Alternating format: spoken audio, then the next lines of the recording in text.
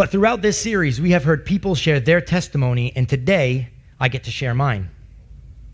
So I grew up right here in East Providence. I'm a townie, born and bred. I grew up Catholic, and we went to church most Sundays, and I attended CCD and religious education and made all my sacraments. My family was always at the church. I'm not joking, we had our own parking spot.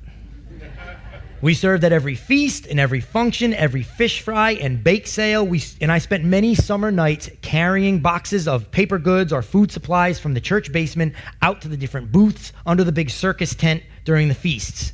But for all the time I spent at church, I did not know Jesus. Something was always drawing me to like the church thing. And in hindsight, now I know that it was God. And I was always interested and always trying to learn more. I asked questions. I even met with our priests to try to understand what I was looking for. And I'm not sure if I just didn't ask the right questions or if they didn't know what I was looking for at all, but they never shared the gospel with me. And it seems crazy looking back. As I got older, without any real reason to go, I stopped attending church and I started being a teenager.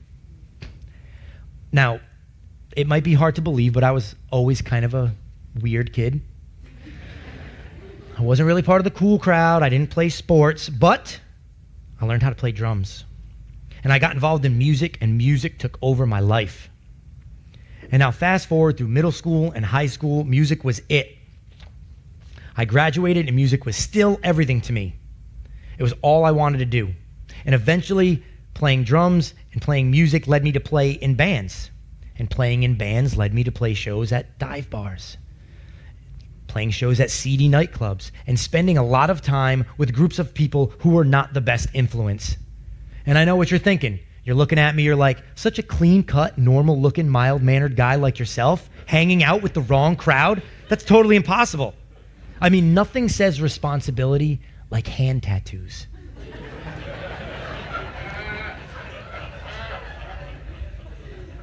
But eventually, with all the rocking and rolling going on, I started using drugs and drinking almost on a daily basis.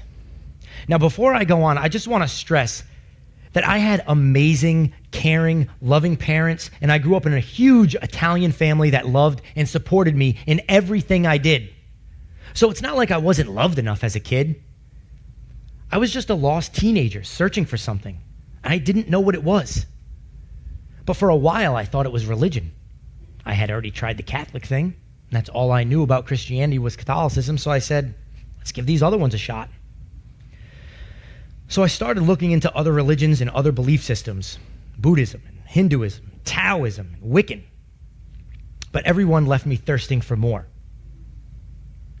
After a few years, my band broke up, and once again, I lost purpose, and I was looking for something new. So I joined the Army.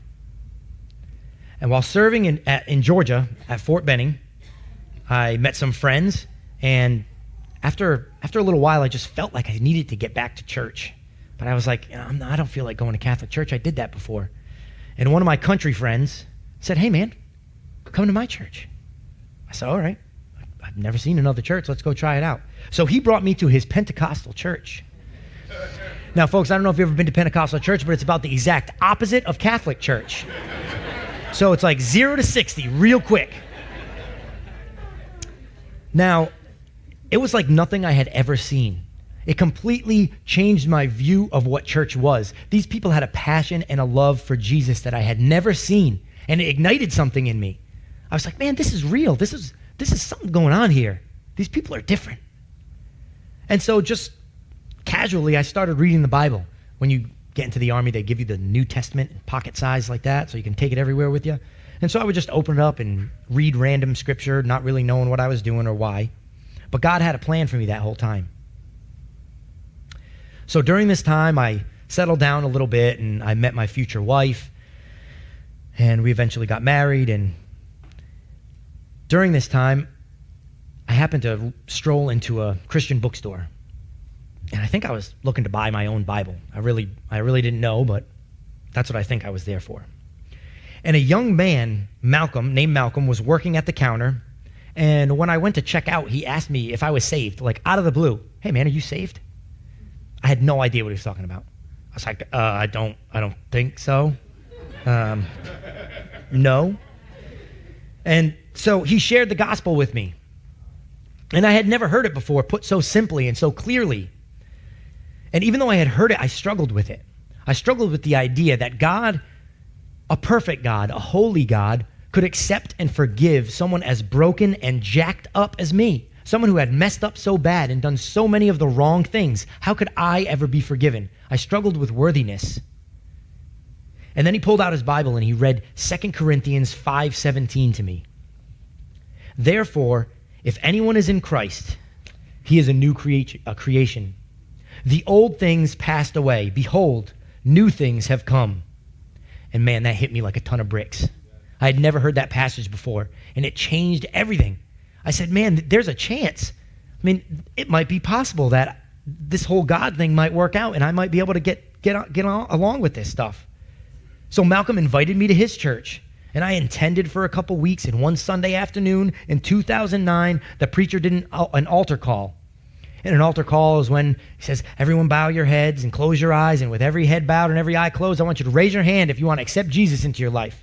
And man, I answered the call. I raised my hand, and I said, I accept Jesus. A few weeks later, I got baptized. And you're like, oh, at this point of the story, everything went perfect after that, right? And you'd be completely wrong. I was still jacked up. Even though I had been baptized and I hadn't fully surrendered to Jesus. Years would go by, and I was still just a mess. Over this time, I had gotten out of the military. I had gone to technical school where I had learned to become a utility lineman, and I had been working in this field for years. So think about climbing telephone poles, putting telephone poles in, stuff like that. And then one night in October, it was cold outside, about 3 a.m, I got into an accident. I was in Everett, Massachusetts, and we were putting a new pole line in. And I was in my bucket, and now it's pitch black out. Like I said, it's 3 a.m. because we have to shut the road down. No traffic can get through. You can't do that in the middle of the day. I'm working through a tree. I had to get from one side of the tree to the other. So I start booming my bucket across the tree. Now, our spotlights are shining at where we're working, but not below us. And so I didn't realize, but a branch about 6 inches in diameter was caught on the arm of my bucket. So as I boomed across, it was bending back and bending back and bending back. And eventually, it released, and it caught me directly in the jaw, knocking me out, concussion, fractured jaw. My crew was amazing. They lowered me out of the bucket. Luckily, we had police details there. They threw me in the cop car, lights and sirens, all the way to the hospital. I ate mush and milkshakes for weeks and weeks. I laid down because I could barely walk because I got dizzy all the time. And the accident just changed how my brain worked. It changed how I felt things and how I thought about things. And it caused me to develop severe anxiety and panic attacks that went on and got worse over the course of a couple years. I am not somebody that likes doctors, but eventually it drove me to go to the doctor and get checked out. And they prescribed me with pills to help. And the pills didn't work. The pills just numbed me and made me tired. And I was at the end of my rope. I didn't know how I was going to make it anymore, feeling the way I felt. I couldn't interact with my family or my kids. And this all happened in the background. I didn't express what was going on inside of me. If you were to meet me, I would just seem like a really angry guy who was short-tempered and didn't talk a lot and sat by myself and got aggravated quickly. And it's because inside I was anxious and panicking all the time for no reason. And it doesn't matter that you know it's for no reason. You tell yourself that, and it doesn't work. And I tried and I tried and I tried to tell myself you don't need to feel like that anymore. But that didn't work.